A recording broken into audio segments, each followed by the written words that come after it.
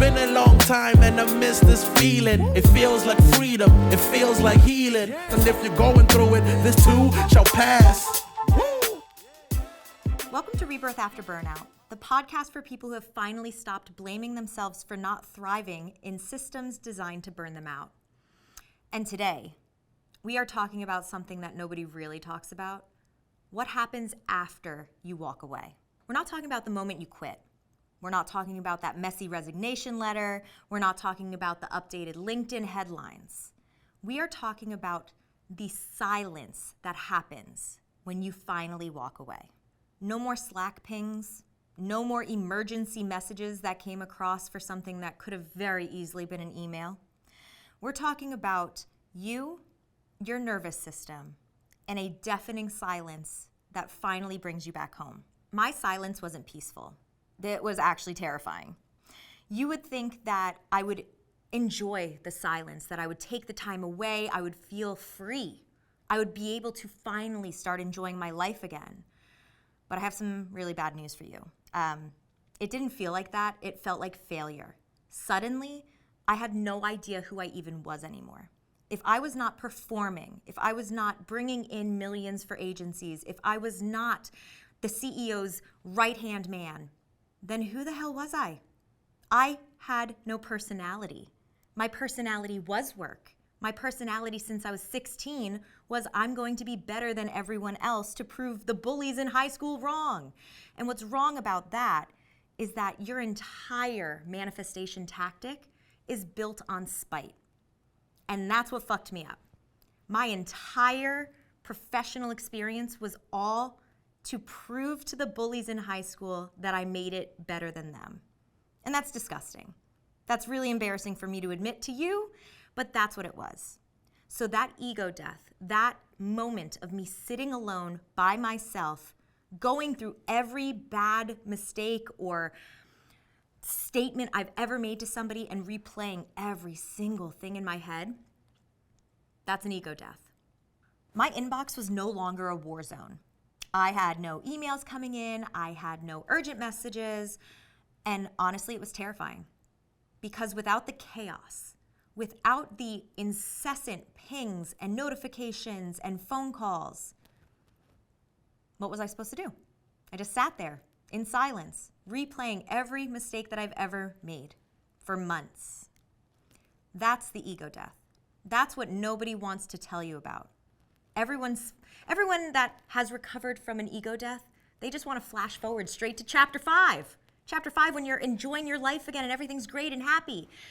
They skipped over the most difficult moments of your life, and that's what we want to talk about today. No one talks about the grief that comes with stillness. No one talks about the grief that comes with an ego death, because honestly, you are grieving you. You are grieving yourself for the first time. The person that you thought you loved is now gone entirely. You're left with a shell of a person and just a soul. And what's great about that is that not only was I grieving my professional life, not only was I grieving my New York City life, LA life, Detroit life, Philadelphia life, any life that I was living to try and make myself feel better, I was grieving the little girl who never got to be a little girl because she was too damn busy staying strong for everyone else. And actually, under all of that grief, there was an unfiltered rage, a pure, unadulterated rage. I was furious with every single company who ever took advantage of me, who ever applauded my self-abandonment, who called my breakdowns growth opportunities, who knew that I actively went into a psychiatric ward and then fired me the next week. That rage is what fueled the entire rebirth. For me, stillness kind of felt like a withdrawal. I wish I could tell you that I lit a candle, saged my apartment, and everything felt better. That is not what happened. I ultimately ended up sobbing in the shower of my exorbitantly overpriced Murray Hill apartment in New York City. And that is the moment that I actually thought, what if I just didn't do any of this anymore?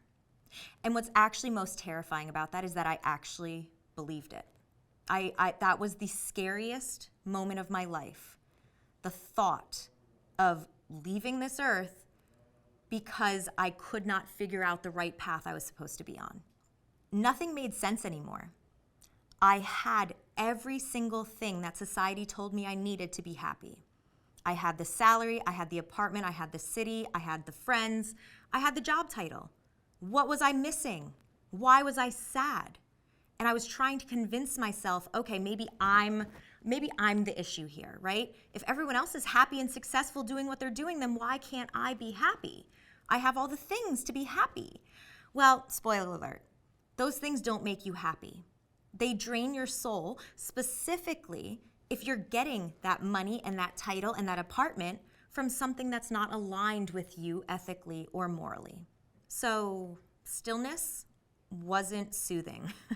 Stillness was terrifying. Stillness brings you back to where you need to be and allows the truth, the soul truth, to be loud. You know that voice that you haven't heard in a really long time? You probably thought that voice ghosted you like your boyfriend. Yeah. Well, the good thing is that voice isn't gone. It's just buried really, really, really far deep underneath all of the trauma that you've ever gone through in your entire existence on this planet. It's the voice that always whispered to you, don't take that job. It's the voice that always whispered, that guy seems weird, don't go on a date with him, right? It was that voice that always whispered, this is not it, and you kept doing it anyway. That voice wants to come back. And all you need to do is listen. She doesn't want to yell at you. She doesn't want to shame you.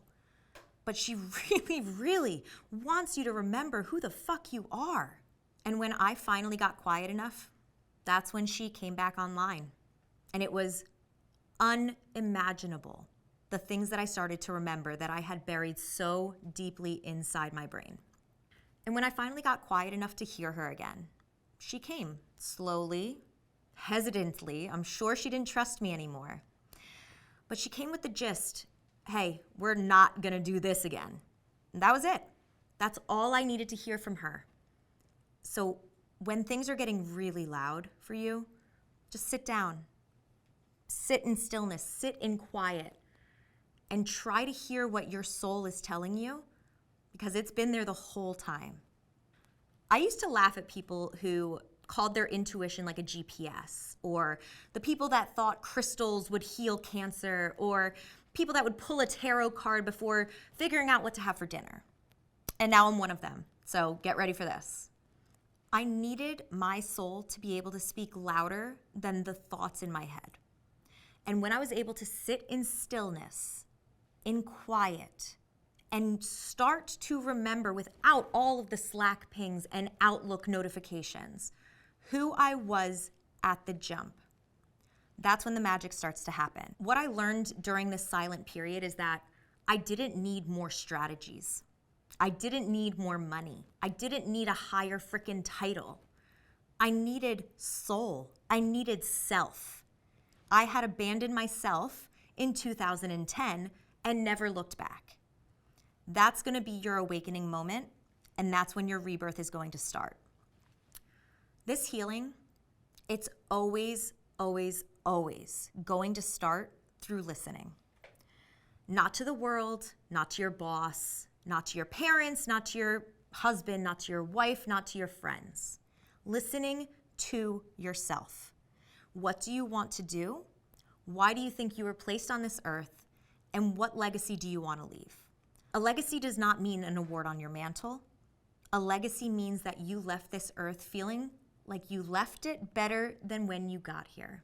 And that's what I want this mission to be. This was episode 3, Learning to Hear Yourself Again. Next week, we dive into the body. Something that nobody wants to talk about, the body that we paraded around starved, tanned, worked until it could not stand up. We get back to the body next week. I'll see you then.